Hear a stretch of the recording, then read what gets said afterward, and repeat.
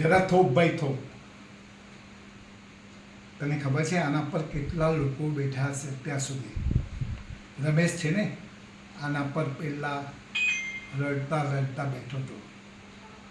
Even આભા છે ને, એને દાદાજીએ પહેલી વાર લખતા શીખવાડેલું.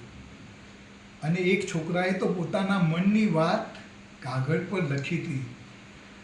તારા માટે ફક્ત આ બાકડો છે, પણ મારા માટે તો આ બધાની યાદો છે. અરે કાકા, એટલી બધી જૂની ચાબી શા માટે સાચવો છો? જો બેટા, તારા તો નવા આવી જાય, પણ ચાવી ખોવાઈ જાય ને તો એની સાથે બધાની યાદો પણ ખોવાઈ જાય. માટે હું કહું છું કે એકવાર જરૂર વિચારી દેજો કે ઈંટ તોડતા નહીં, પણ બધાની યાદો ખોવાઈ ન જાય એનું ધ્યાન રાખજો.